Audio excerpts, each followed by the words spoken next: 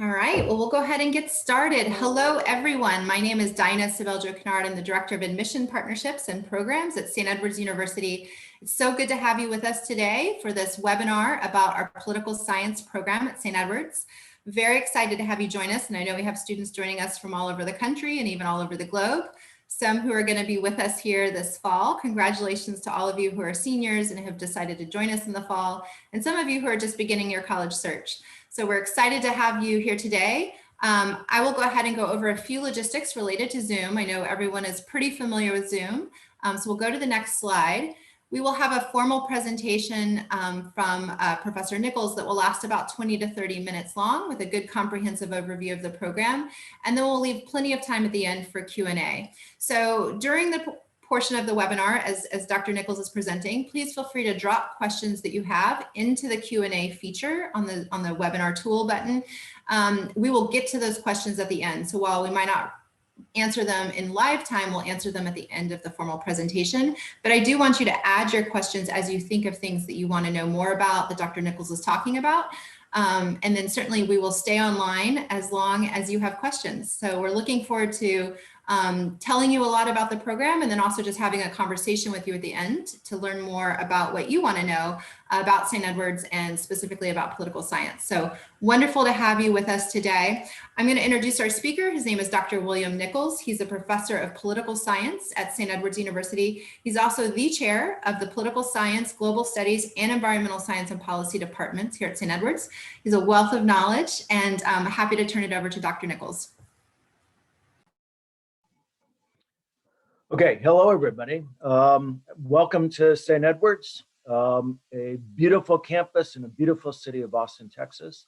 And I'm here to tell you a little bit about the political science major, a little bit about the things that we study, the faculty, the kinds of experiences you can expect to enjoy at St. Edward's, as well as the types of careers that you might be interested in as you finish your program and enter the larger world. So let me, before I do all of that, tell you a little bit about myself. I have been at St. Edward's for a long time. I started a little over 20 years ago as an assistant professor of political science and have worked my way through, and now I'm a full professor. And I've taught a whole variety of classes while I've been here. As Dinah said, I am the chair of the Department of Political Science, Global Studies, and Environmental Science and Policy. 3 different majors that all share a common theme of working with policy, whether it's domestic politics here in the United States, international politics, foreign affairs, as well as issues concerning the environment. And so that's what brings all of those majors together. My background, I got a doctorate in political science from the University of Texas at Austin. I'm here in Austin. Before that, I got a master's degree from the George Washington University in Washington, D.C. in international affairs. So I've always been interested in international politics. And after thinking about a variety of different careers, maybe in US government, diplomacy, I decided to become a professor. And so that's why I ended up here. My specialties that I teach and have done research on are European politics, particularly Spain. That's where I've done my research and have led a variety of study abroad programs. I also teach classes on American foreign relations and intelligence, classes on spies and learning about that mysterious world of espionage. I also am the academic coordinator for a very unique program at St. Edward's that you may be interested in and you can ask me questions about. And that's a dual degree program with our partner university in Japan, Asia Pacific University, in which you earn 2 bachelor's degrees in 4 years. So in essentially, the amount of time that you would earn 1 bachelor's degree with this program, you earn 2 from 2 different universities, one in Japan and one here in Austin. I also am I also have led a variety of programs, study abroad programs. Photographed there is me with a number of our students in Granada in Spain during one of our programs there. I've also taught in France and at our partner university in Japan. Finally, I'm the coordinator for the Peace Corps Prep program, which is something, again, that you may be interested in if you're interested in international affairs. which helps prepare you for a career if you are interested in doing something with the Peace Corps as you proceed. All right, so why do this? Why study political science? One thing, just looking at those two individuals on the left there, former President Trump and current President Biden, you know that politics is really interesting, that it's kind of hard to ignore all the things that are going on in Washington and around the world. So it's simply something that if you are interested in politics, if you're interested in public affairs, this is the major for you, because there's always something going on and it's really interesting. Beyond that, it matters. You know, sometimes you hear people say, well, why should I vote? It doesn't make any difference. Well, we can clearly see that that's not true. And I think particularly this year, when we've had the pandemic, we've turned to government, we've turned to politics for everything from policies trying to abate the pandemic, to the development of the vaccine, to now different kinds of projects to open up the economy and get us going again. So it does matter, or politics does matter, and the study of politics, understanding why people do what they do is really important. Finally, and I think this is true with pretty much all the majors at St. Edward's, but very true with political science, is that there are a lot of things that we do in the major that are going to be really useful, even if you don't pursue any sort of career associated with political science. All careers demand that you have the ability to think critically. It's also important, and I think your generation, we see this as something that's very key, and that is that what you do in your life, the kinds of careers you pursue, the relationships you have, it's important that you think about the ethical and moral aspects of this. And this is something that political science all the way through always questions in terms of what is ethical, what is moral, what are the kinds of social justice issues involved with this. Global perspective, part of the St. Edward's mission statement. We want our graduates to have that ability to think about the larger world, rather than this sort of parochial notion of just my community, what does it matter what else is going on out there. Reading and writing. One of the things that employers always comment about St. Edward's graduates is their ability to communicate, both orally, in terms of interpersonal interactions, and also in the written form. And so these are the sorts of things that you will encounter throughout your major, throughout your career at St. Edward's, that will be very useful in pursuing jobs, as well as many of you may be thinking about graduate school once you finish your undergraduate degree. Okay, so question is, what is political science? Well, it's lots of things. And most, kind of specifically, it's studying government, the people we elect, at least in this country. Some countries, they don't elect these individuals that govern them, and we study that as well, and the politics that surround these governments. And we look at this at all different levels, because politics takes place at the local level, international level, all over the place. And so you'll be taking classes that will explore politics, government at these different levels. So for example, at the local level, questions that are fundamental to everybody. What about schools? What about education? Here in Austin and in Texas in general, there are debates and questions about what to do with those who are homeless. What happens to people who can't afford housing? How do you deal with that issue? Something else, it's what we think of as sort of postmodern politics is the notion, or post-material politics is the idea of what kinds of communities you want to live with. What makes a community sustainable? What makes it a desirable place to live? At the state level, here in Texas, again, something that we often talk about is, what about the environment? How do we counterbalance economic issues and environmental issues? Larger issue again right now during the COVID pandemic How do we deliver healthcare? Is this something that is that should be provided by government? Is it a right? Is it something that is up to the individual? So that's a debate that often takes place at the state level. National level, again, the President of the United States is one of the most powerful individuals in the world, if not the most powerful individual.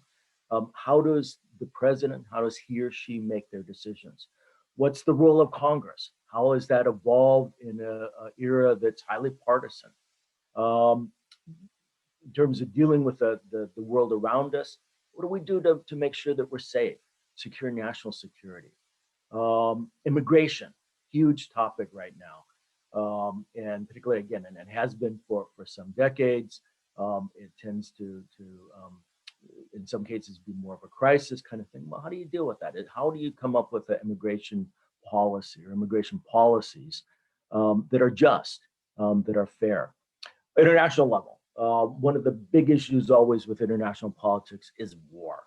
And this is not because political scientists are lovers of war in any sense. In fact, it's the opposite. War is the most destructive human sort of designed catastrophe in the world. World War II, just the worst ever. Why did these kind of things happen? Why do people fight? And then the question that comes from that is, well, how do we make sure that that doesn't happen? How do we prevent war? Oftentimes, when we think of politics, international politics, we think of diplomats. What's the kind of jobs that they do? How do they do it? How do you become a diplomat? Some of you may be interested in entering into the Foreign Service, working in the State Department. Then beyond that, looking at other countries and thinking about how they interact. How do they come up with trade policies? Right now, again, another huge issue in American politics is dealing with China, our now major economic partner in some cases, rival in other cases. And so how do we come up with those kinds of policies? Finally, again, as I mentioned kind of in the previous slide, in terms of the social justice and critical thinking, are issues that emerge from that having to do with ethics and kind of the larger theoretical realm. How do we define the kinds of things that we decide are really important to us? Liberty, freedom, human rights, democracy. How do we come up with socially just policies? These are all things that are part of the political science classes. Some of the classes you'll take will be devoted to specific parts of these things. Others will have elements of these throughout. So that's kind of in a nutshell what political science is. The major here at St. Edward's, in terms of, and so when you graduate from St. Edward's, you will have a minimum of 120 credit hours. Some of that will come from general education.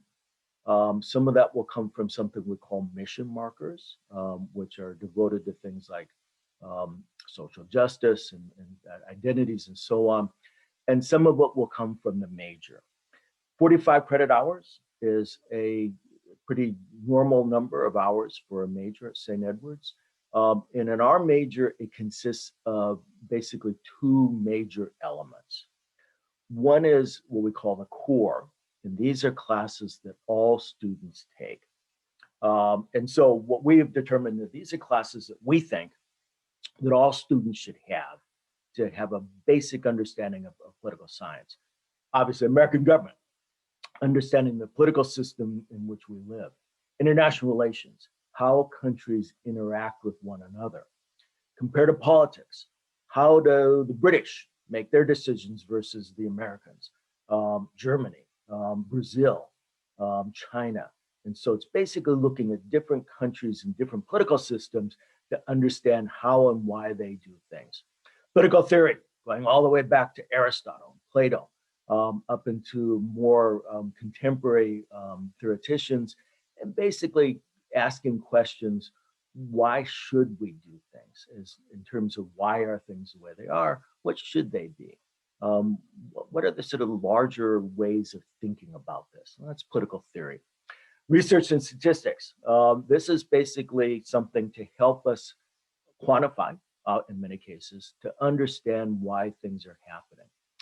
Internships, and I'm going to talk about this a little bit later, but this is one of the highlights for many individuals in terms of the major, and it's getting out there in the real world and meeting individuals, learning different job skills, and in some cases coming back with job offers. So these are something that are a real highlight. Finally, everybody will culminate their experience in political science with something we call the senior seminar, in which you'll work on a larger research project to understand some aspect of your studies, political science, and so on. While you're doing that, you will also choose two concentrations.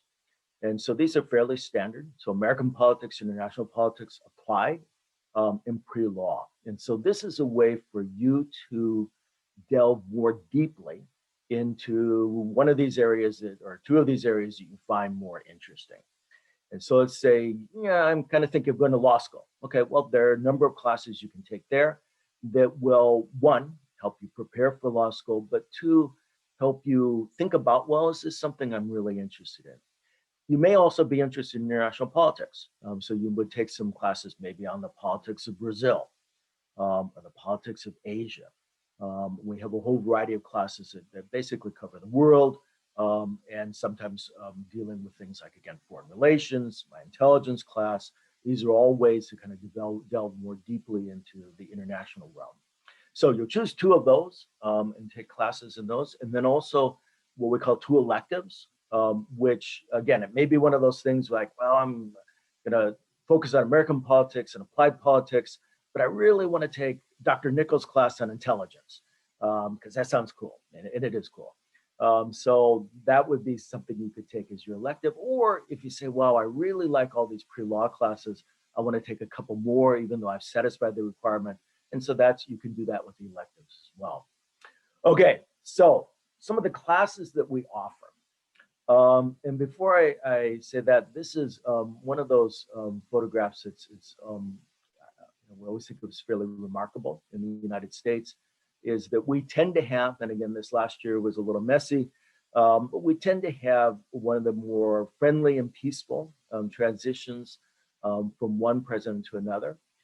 This is a photograph taken back when President Obama, well, at that point, President-elect Obama had just won the election, and President George W. Bush invited him, as well as the other living former presidents at the time, President Clinton, President Carter, and the first President Bush, to the Oval Office to kind of have a get together, some coffee, and so on. And again, it's one of those things that we look at American politics, and I'm very proud about our oftentimes, not always, but oftentimes smooth transitions from one president to another. So again, if you're interested in presidents, we actually have a whole class on the presidency. We have classes on Congress, voting, political parties and ideology, American political thinking, so the unique political theory and thoughts associated with American politics. So these are all classes that help you delve into American politics and help to understand why things happen here and what does happen as these different entities interact with one another. International politics. So again, another photograph. This is the first meeting that President Biden had, actually fairly recently, with Prime Minister Suga of Japan. It was the first foreign leader that President Biden invited and actually met with in the White House. And that's fairly crucial. It was a signal that President Biden was sending not just to Japan, but I think more interestingly to China. And the message is that the United States is going to maintain itself as a major player in East Asia. And to cement that relation, the invitation was sent out to the Prime Minister of Japan to make sure that we were going to maintain these close relations and, if necessary, create that sort of democratic front to the challenges that might be presented by China. That's something we talk about in a variety of different international politics classes. So as you can see from the text there, we actually have a whole variety of classes that focus on the politics and governments of different regions around the world. So kind of broadly, Asia, Europe, Latin America, Middle East, and so on. but also specific classes. I teach one on Spain. Professor Nunes teaches a class on Brazil. And we're thinking of expanding those classes, adding more as people have interest in that. One of our professors is from Korea, and we have a lot of interest in Korea. So that might be a class that will be coming soon. Again, one of the things we talk about, sort of big picture there, is why does, say, Japan have a democracy and China not? So why do these things emerge? What do their governments look like? What comes out of these kinds of governments?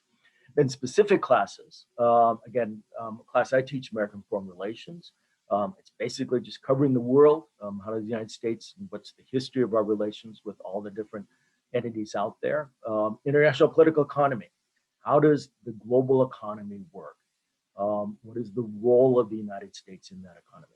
As I've mentioned a couple of times, my intelligence class, it's World of Spies. I won't say anything more about that, but I think you can imagine what kinds of things we do there.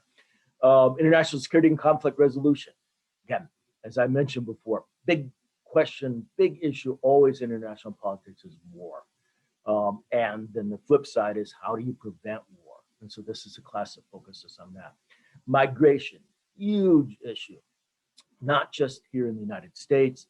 Here in Texas, of course, we always look at the southern border, but this is an issue in Europe, it's an issue in Latin America, it's an issue in Asia, it's all around the world.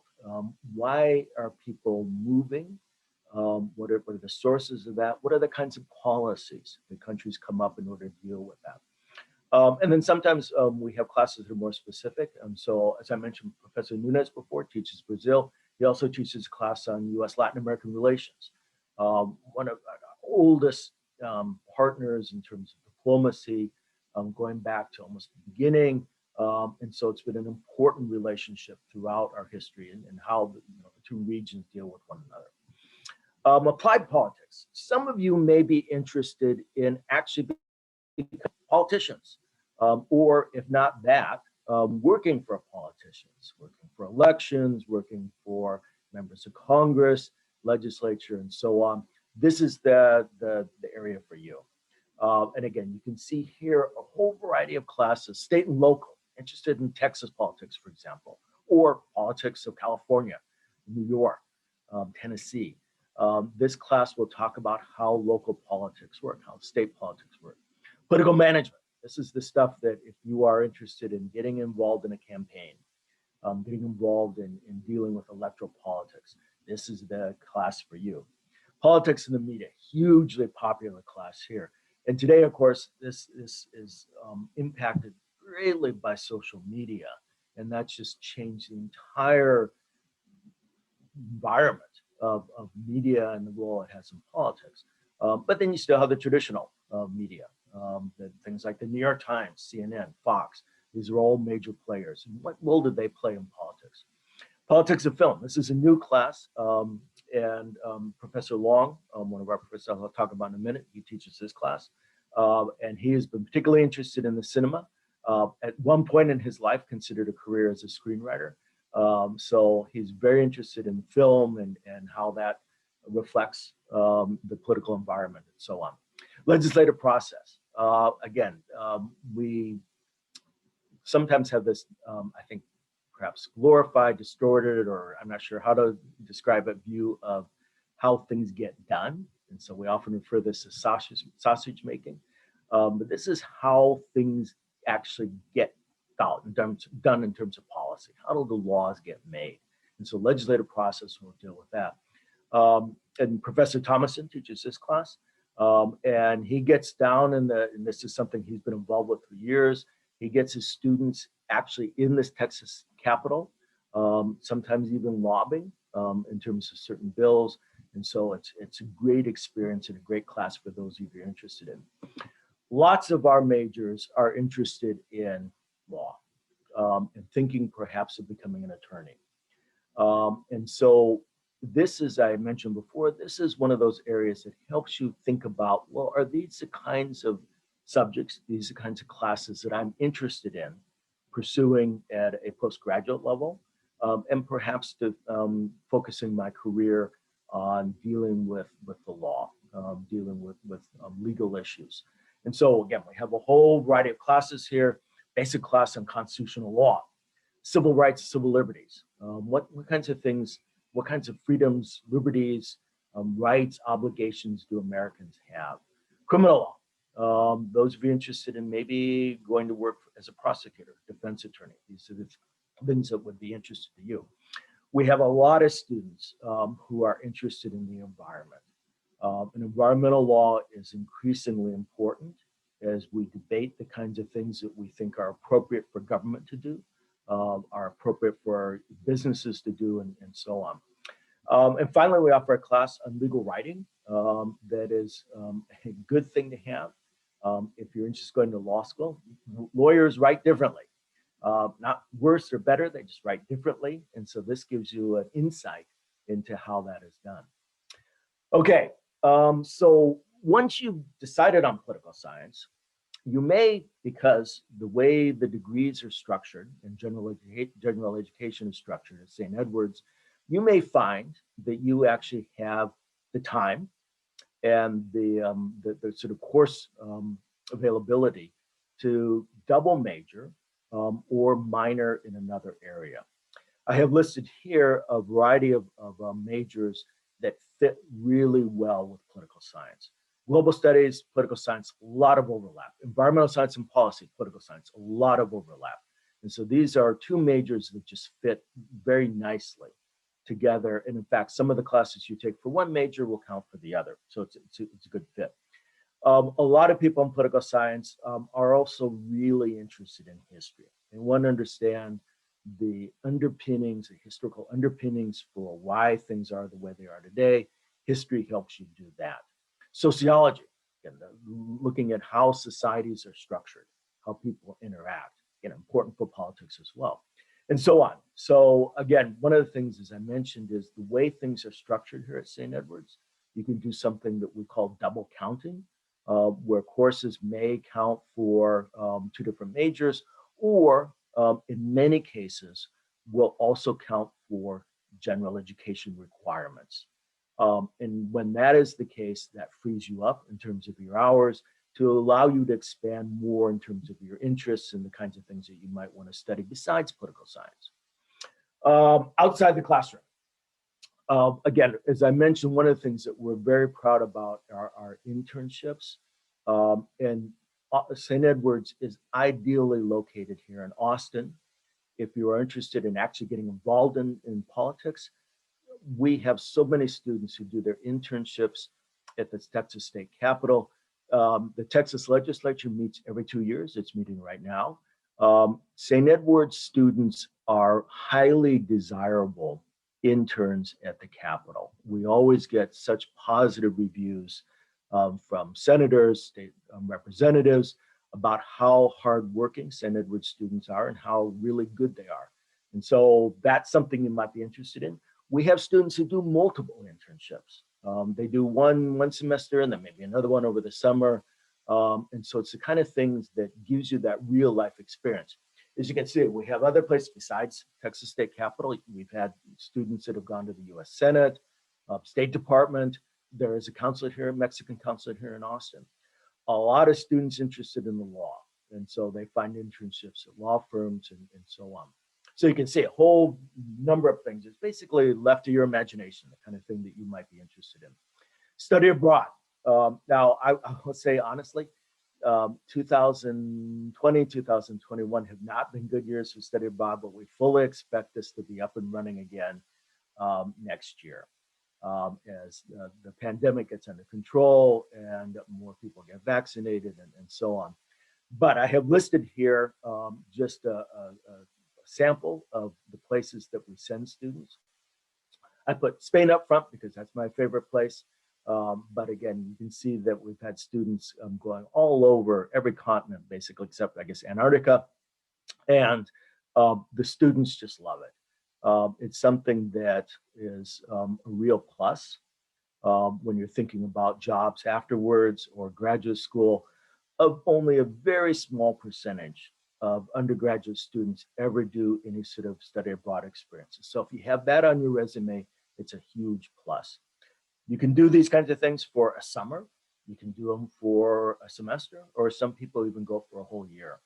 And we simply look at the classes you take overseas, bring them back, plug them into the major. And so you are gaining experience, but also working toward your degree.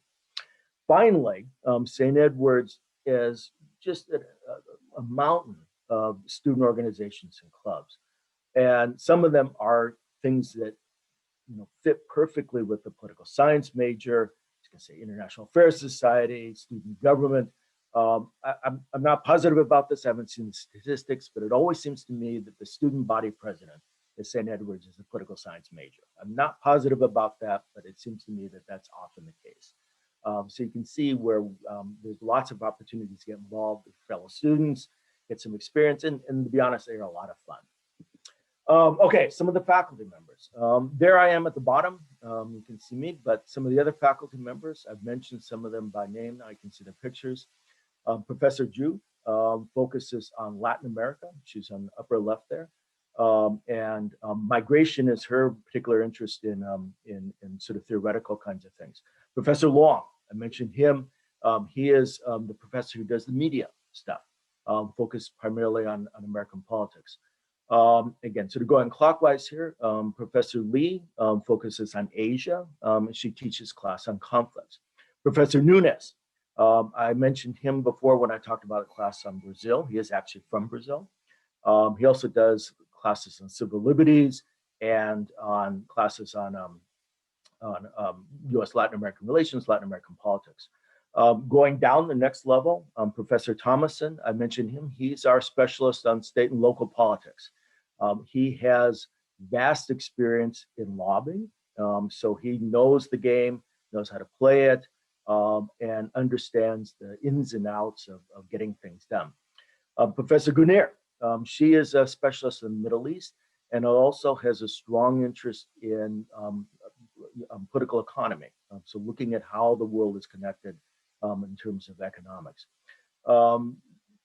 Professor Smith is our associate dean, actually.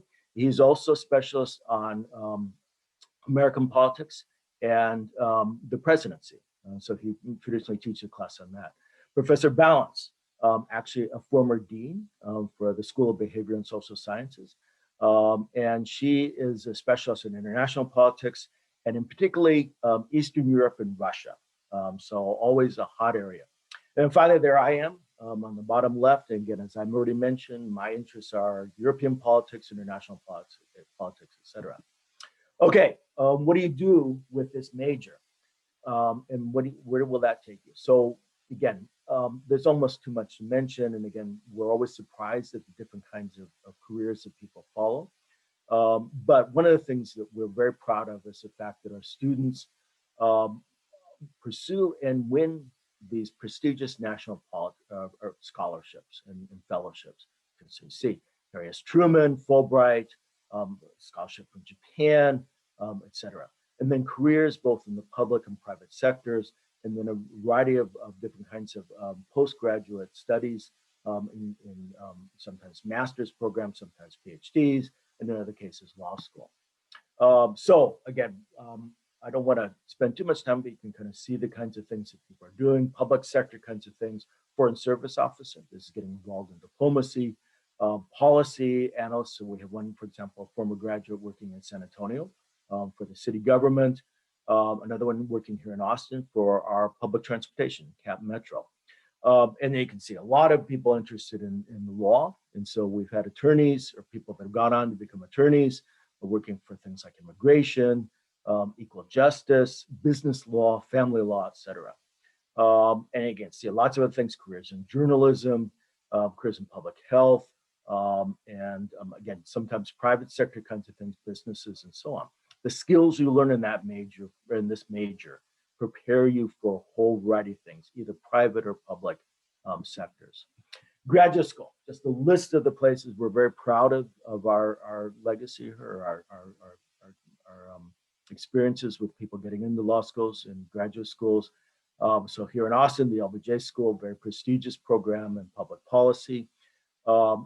Different schools in Washington, D.C., George Washington, Georgetown, George Mason nearby, Bush School, over in Texas A&M, a relatively new school in public affairs, but very prestigious, etc. Law school, as you can see, all across the country. So individuals, depending on kind of their interests in the law, select these programs, apply, and get in. So we're very proud about that. So I know I've gone very quickly, and I'd like now to open it up, and if you have any questions for me. Thank you, Dr. Nichols, for that comprehensive overview of the program and just such great, rich information about the academic experience as well as all the co-curricular experiences connected with political science. Students, I encourage you to submit questions that you might have for Dr. Nichols through the Q&A tool. Any questions you have at all, this is the time to ask. I know there's often an interest in connecting with professors in the different programs to learn more. And so this is a great opportunity to ask anything that you want to know about political science, as well as I'm sure Dr. Nichols will be happy to oblige any questions about global studies, environmental science and policy, and other aspects of campus. So please do ask your questions through the Q&A tool. We'll stay online for as long as you have questions. As we're waiting for questions to come through, I would just invite you, Dr. Nichols, maybe to talk a little bit about all the different places that our students study abroad. So we have a lot of different partner campuses around the globe. And I know that many students study at partner campuses, but students also study at other campuses outside of the partner campuses as well. So maybe can you share, the 3 or 4 or 5 most popular places for students to study abroad, and then also some of the more unique places where our students have studied abroad in recent years? Yeah, and so always, and I think this is typical all across the country, we have a lot of students interested in studying in Europe. And it's that sort of lure of the old world and so on and so forth. The UK is always popular, and we've had students study in London, we've had students study in Scotland as well, St. Mary's University. Spain, always popular, it's a fun place. And a lot of our students have an interest in all things kind of Hispanic. And so this is a good connection to that. Plus France, Germany, Italy, those are always popular as well. In Latin America, I'd say our 3 most popular areas are Costa Rica, Chile, and Argentina. Those are good places. And sometimes in a world that can be a little bit iffy, those are safe places to go. So if that's one of your concerns, these are places and that's something we always think about with our study abroad program is student safety. But these are also good programs in terms of the kind of classes they offer. Asia, again, we have a partner in Japan, I've already mentioned, so we have students who do there. Korea is increasingly, and this is globally, I mean, here in the United States, it's become a really popular place. I won't speculate if that involves K-pop, but I suspect it does. And again, we have students, and Korea is a great place to study. It's a place that it's sort of very accessible, very safe. And I will also tell you this is really good food, which is always an important thing for me when I'm looking at places to study. Absolutely. Food is definitely high on my priority list too. And just hearing you list all of those countries and the fabulous places that our students have studied abroad, I know we're all looking forward to the time when all of us can go and visit those places again, whether through academic study or personal opportunities through leisure. So hopefully that is on the horizon. So a couple of questions here. I want to address a question first about the opportunity to double minor. So can you talk a little bit about just the opportunities for students to pursue perhaps a double major, or perhaps they major in one thing and have a double minor? How easy is that to do? What are some of the things that if a student is pursuing a major or minor in political science, what are some of the other things that they more commonly might double that up with or cross that with in their academic studies? Yeah, and one, it can be very easy. And so, for example, the global studies, environmental science, that's all within the same department. And so that's very easy for us to help you advise with. History, right next door. So that's fairly easy as well. So in many cases, it's something you talk about with your advisor once you come here. When you first start at St. Edward's, you will be dealing with what we call a success coach. And that person can give you some insight in terms of how to get started with that. But in many cases, we'll send you over to somebody like me who can give you a little bit more advice. Um, it can be complicated. For example, let's say you decide you want to double major in physics and political science. Okay, well, that might be a little bit more complicated. I'm not saying you shouldn't do that. It's in fact probably a great combination. But because they are a little bit further afield from one another, it might be a little bit more complicated.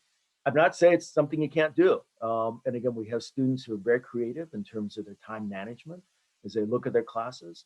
And so they may say, yeah, I can do this. A little bit more complicated, but it's doable.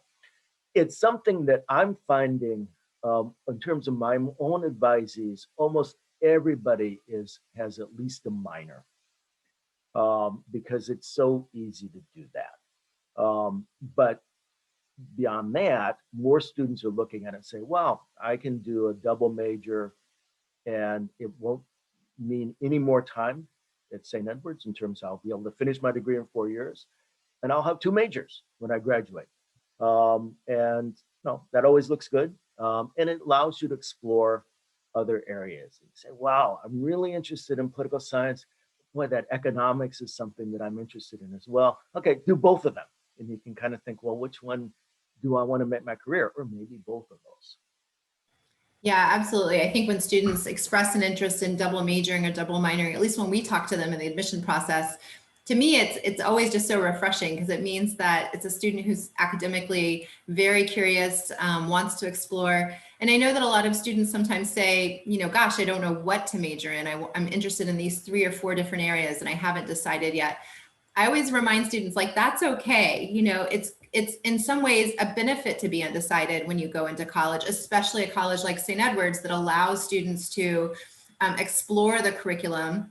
You know, all of our students, whether you end up being an accounting major or a theater major, take a broad curriculum for their foundation courses. So everyone's taking a communication class, an art class, a science class, classes that touch on different areas of the university. So in some ways, that opportunity to explore is kind of built into the curriculum for all of our students. And so you have some time to kind of come into college, transition to that experience, but also get to understand more. Well, what is sociology? What would a minor in ethics look like?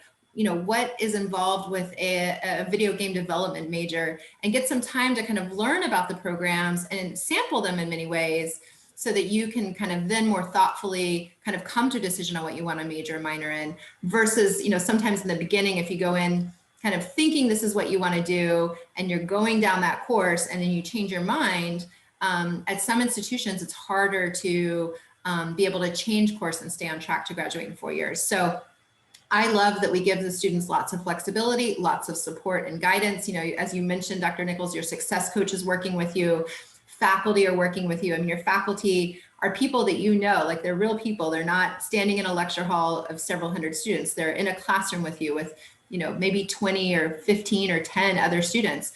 So developing those relationships with faculty happens right away. And so students often get an opportunity to really like get excited and learn more about the opportunities in a program from those early classes early on. And, you know, just another thing I know students will often ask us in the admission process, but if you have dual credit courses, if you have taken AP exams and earned credit through AP exams, usually if you have a 3 or higher, you're going to come into St. Edward's University with some credits already. And that's going to allow you even more opportunity to explore and have kind of a buffer in your program if you want to take on a second major, to take on a double minor, or graduate early, which, you know, some students want to do, although, you know, I say use all 4 years of your college experience to do internships, study abroad, all of that stuff. But, you know, I agree entirely. Let me mention one more thing about choosing majors. So I am teaching something we call the freshman seminar this fall, as well as a bunch of other professors. We had a meeting where we talked about all the topics that we're doing. They are so great. We all were saying, oh, we want to take somebody else's class. This sounds so good. There's going to be a class about colonizing Mars, another class on K-pop, a class on fashion. Again, I'm doing my class on spies. So there's just so many kinds of things. Class on food around the world. And so much is being covered by professors from all across the campus, from all the different majors.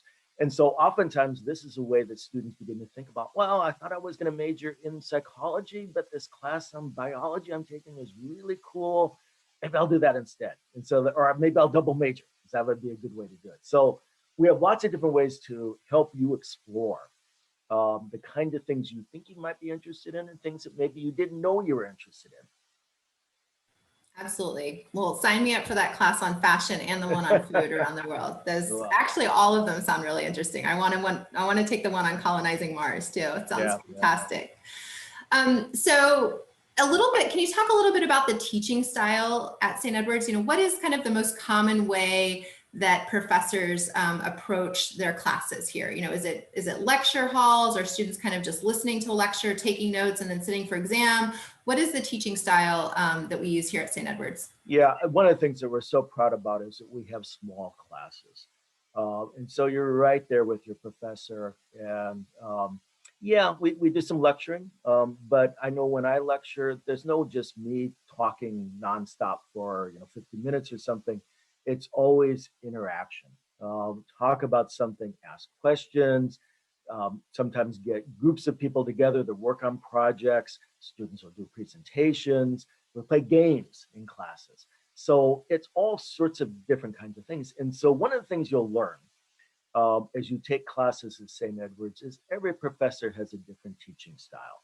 And sometimes they vary by discipline, sometimes it's just personality, but they're all good. And again, I think the key thing is it's small classes, nothing of this big, and again, nothing against big state schools that have 250 students in a class. That's great, wonderful professors and so on. That's not what we do. We are focused on the interactions between students and faculty. And it's not just in the classroom. It's outside the classroom as well, in terms of visiting people in their office hours, maybe working on projects.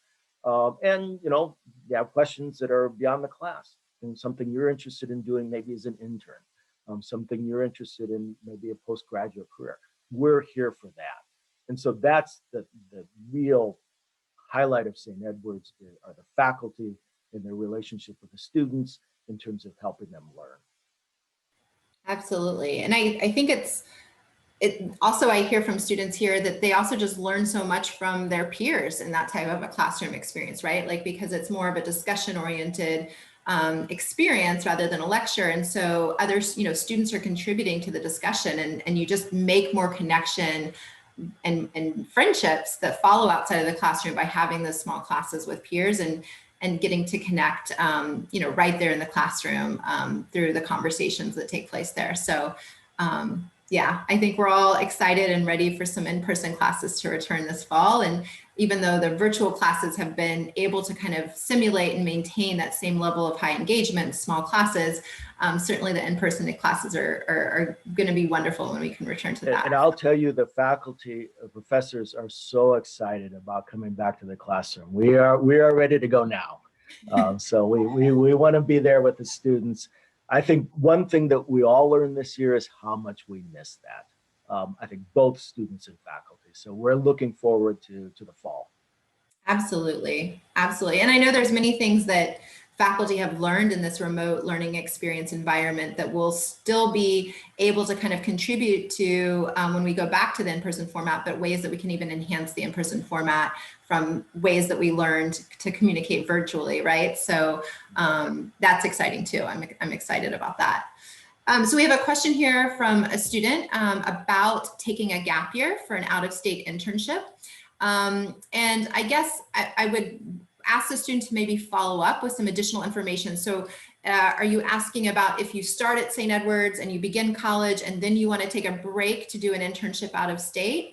Or are you thinking about taking a break between graduating from high school and entering college? That's kind of a traditional kind of gap year would be kind of in that year after high school before you enter college.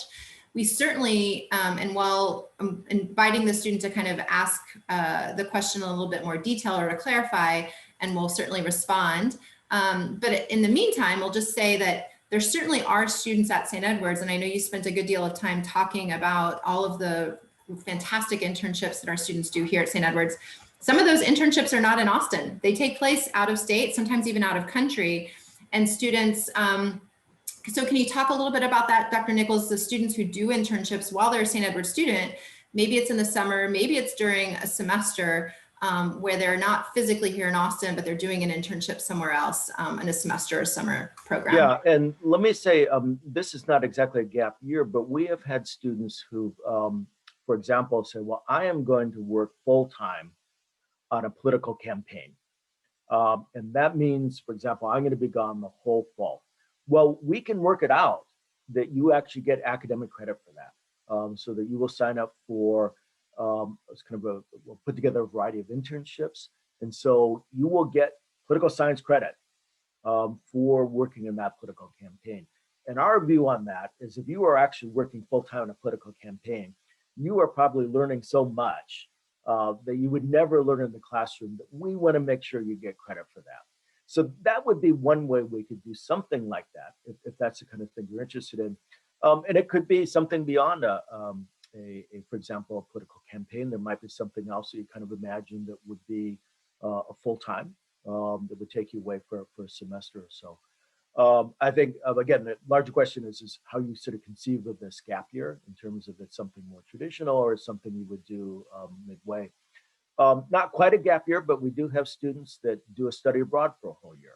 And so that's a way, if you're thinking, okay, I want to get away from the campus for a year and have some adventures. Well, you go down to Argentina for a year and you take classes down there, and it's not quite a gap year. You're learning a lot and whatever, but it is a way to sort of get out to the world and learn some other things.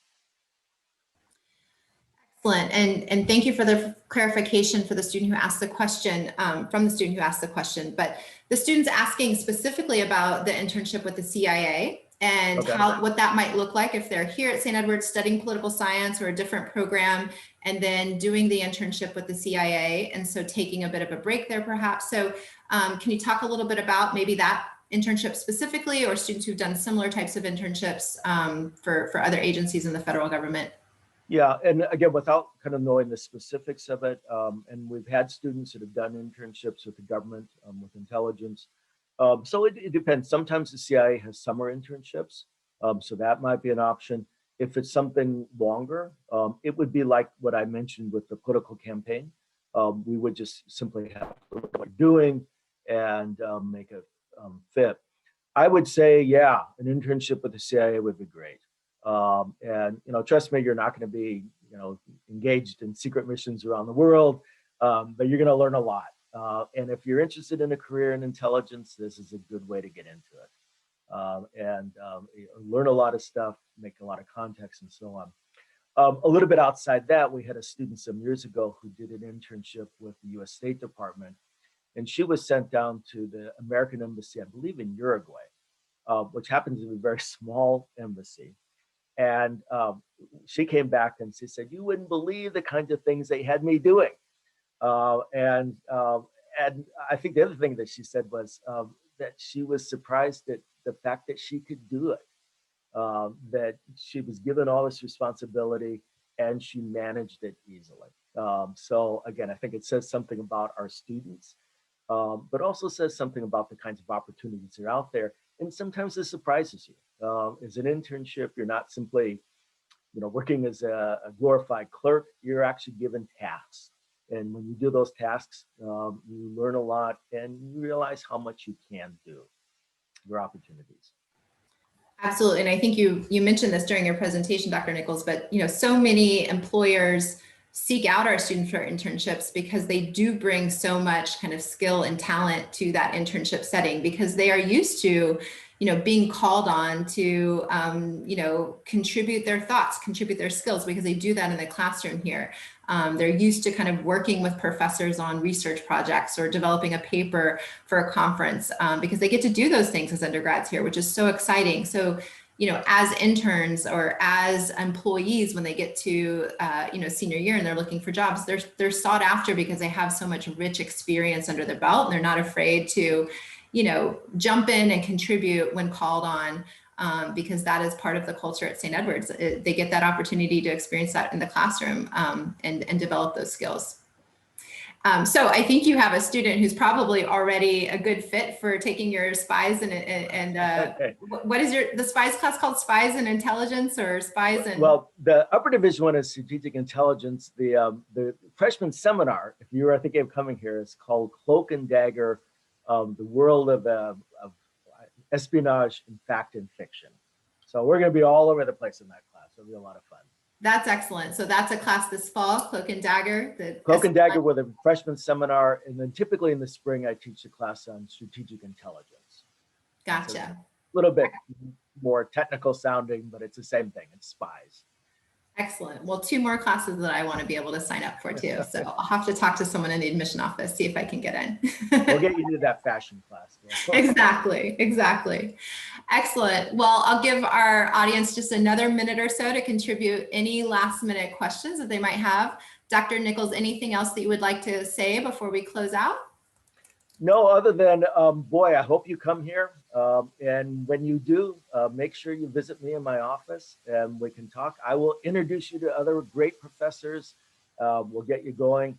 I think if you decide to come to St. Edward's, you will not regret it. I think you will see it as one of the high points in your life. And I know this every 4 years when our students are graduating, there are tears running down their cheeks. Tears of joy, happy to graduate, but also tears. I don't want to leave this place. It's been such a high point in my life. So yeah, I'm biased, of course, but I think everything I'm saying is true. It is a great place. It is absolutely true. And I think, when you think about political science, and for those of us who love political science and government and policy, what better place to study that than in Austin, which is the capital of a really large state and such an interesting confluence of policy ideas, in Austin and within the state of Texas, and a state that, often kind of leads national policy conversations too. So it's a great place to be to study political science. It almost doesn't get any better than that when you're here in Austin and 3 miles from the state Capitol building from our campus. You can literally see it from St. Edward's. You absolutely can. High, yeah. Absolutely. Well, thank you so much for contributing your time and your information, Dr. Nichols. This has been fabulous. Students, thank you so much for joining us. And if you would like to get in touch with Dr. Nichols, or if you have any questions for us in the admission office, please do email seu.admit@stedwards. Just let us know how we can help you. We'll get you connected to Dr. Nichols or to colleagues in the departments. And then certainly if you have questions for us in the admission process or the application process or anything along the way, if you want to come visit campus, just reach out to us. We're here. We're looking forward to seeing you both in person as well as virtually. And just thank you so much for your time and your good questions today. Bye. Thank you. Thank you, everyone.